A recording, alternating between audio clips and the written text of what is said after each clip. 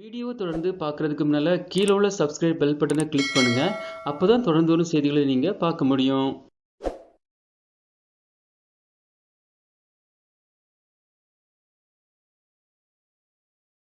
இந்தியாவில் ஆதார் அட்டை என்பது ஒரு முக்கியமான அடையாள ஆவணமாகும்.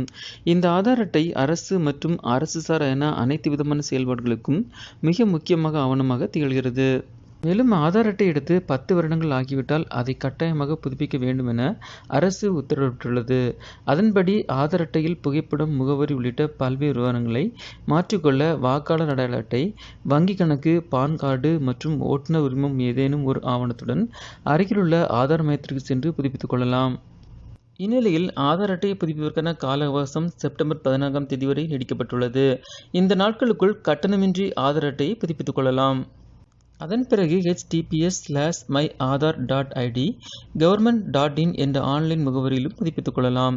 மேலும் செப்டம்பர் 14ஆம் தேதிக்கு பிறகு குறிப்பிட்ட கட்டணம் செலுத்திதான் ஆதார் அட்டையை புதுப்பிக்க முடியும் என ஆதார் ஆணையம் அறிவித்துள்ளதால் அனைவரும் ஆதார் அட்டையை உடனடியாக புதுப்பித்துக் கொள்ளுமாறு அறிவுறுத்தப்பட்டுள்ளது. இந்த வீடியோ உங்களுக்கு பிடிச்சிருந்துச்சுன்னா லைக் பண்ணுங்க, சேனலை சப்ஸ்கிரைப் பண்ணுங்க. தேங்க்ஸ் ஃபார் வாட்சிங் ஆல் வியூவர்ஸ். தேங்க்யூ.